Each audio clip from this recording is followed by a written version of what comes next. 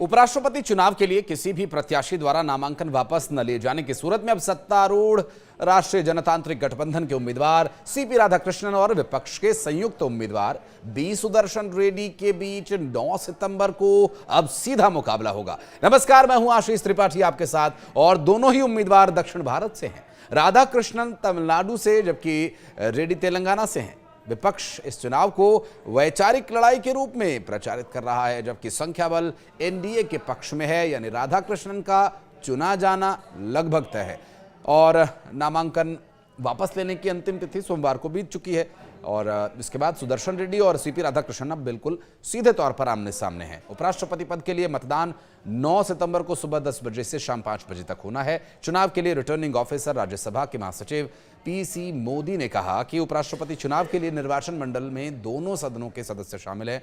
मतदान की व्यवस्था संसद भवन के कक्ष F101 में की गई है और मतों की गिनती उसी दिन शाम 6 बजे शुरू हो जाएगी और परिणाम तुरंत ही घोषित कर दिए जाएंगे। राधाकृष्णन भारतीय जनता पार्टी के अनुभवी नेता हैं, वर्तमान में महाराष्ट्र के राज्यपाल भी हैं, जबकि रेड्डी सुप्रीम कोर्ट के पूर्व न्यायाधीश हैं और रेड्डी ने यूपीए शासनकाल में उस वक्त कई ऐसे बड़े फैसले लिए जो कि उस वक्त की और खास करके कांग्रेस की पार्टी के खिलाफ वो फैसले भी गए थे। बहरहाल उसके लिए एक अलग हम बातचीत कर सकते हैं आगे। लेकिन राधाकृष्णन ने लोकसभा में 2 बार कोयंबटूर का प्रतिनिधित्व भी किया है और जबकि रेड्डी ने शीर्ष कोर्ट में रहते हुए कई महत्वपूर्ण निर्णय दिए, जिसमें काले धन के मामलों की जांच, सरकार की लापरवाही की आलोचना भी शामिल है। तो उपराष्ट्रपति चुनाव में सियासत भी जारी है।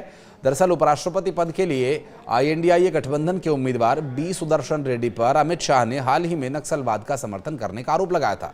अमित शाह के आरोपों पर सुदर्शन रेड्डी ने एक इंटरव्यू में जवाब भी दिया था और अब 18 सेवानिवृत्त न्यायाधीशों के समूह ने कहा कि ऊंचे पद पर बैठे व्यक्ति द्वारा सुप्रीम कोर्ट के फैसले की पूर्ण गलत व्याख्या से न्यायाधीशों पर नकारात्मक प्रभाव पड़ने की आशंका है।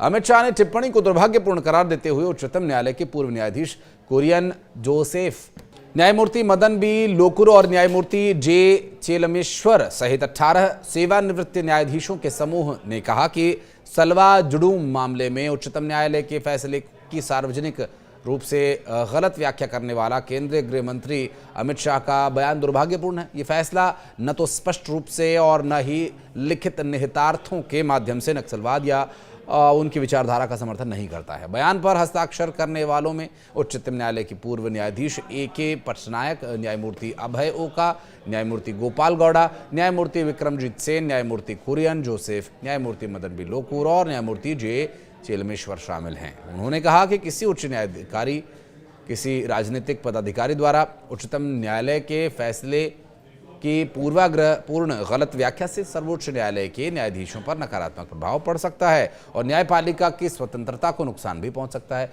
गृहमंत्री ने शुक्रवार को केरल में कहा था कि सुदर्शन रेड्डी वही व्यक्ति हैं जिन्होंने नक्सलवाद की मदद की। उन्होंने सलवा जुडूम पर फैसला सुनाया। अगर सलवा जुडूम पर फैसला नहीं सुनाया गया होता तो नक्सली चरमपंथी 2020 तक पूरी तरह से खत्म हो गए होते।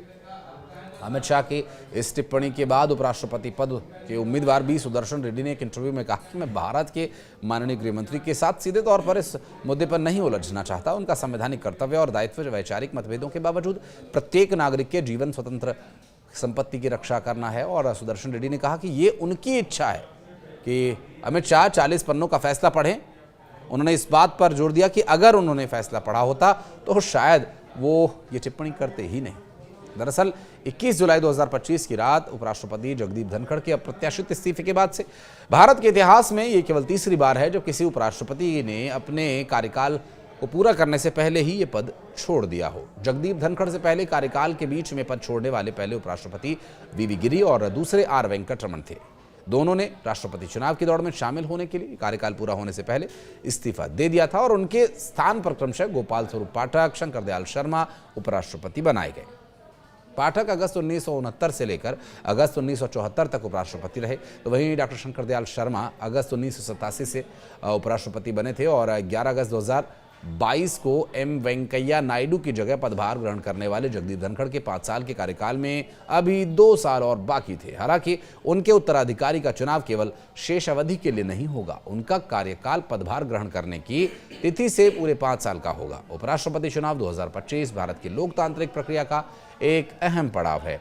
और इस बार का चुनाव महत्वपूर्ण इसलिए भी क्योंकि नए राजनीतिक समीकरण बन सकते हैं और दिल्ली की राजनीति से लेकर संसद तक का ये चुनाव नीतिगत और रणनीतिक फैसलों पर असर भी डाल सकता है। लेकिन ये चुनाव होता कैसे है, चलिए बताते हैं आपको। दरअसल संविधान के अनुच्छेद 66 के मुताबिक उपराष्ट्रपति का चुनाव संसद के दोनों सदनों के सदस्यों से मिलकर बने निर्वाचक मंडल के सदस्यों के द्वारा आनुपातिक प्रतिनिधित्व प्रणाली के अनुसार एकल संक्रमणीय मत के माध्यम से किया जाता है और इस प्रक्रिया में मतदाता वरीयता क्रम के उम्मीदवारों को रैंक करते हैं। लोकसभा या राज्यसभा के महासचिव को चक्रीय आधार पर रिटर्निंग अधिकारी नियुक्त किया जाता है और ये चुनाव की प्रक्रिया इसी तरह से संपन्न होती है। बहरहाल अब उपराष्ट्रपति चुनाव को लेकर चुनाव के दिन का इंतजार लोगों को है। इस उपराष्ट्रपति चुनाव को आप कैसे देखते हैं, कुछ कहना चाहें तो कमेंट सेक्शन में आइए और अपनी प्रतिक्रिया दर्ज कराइए। धन्यवाद।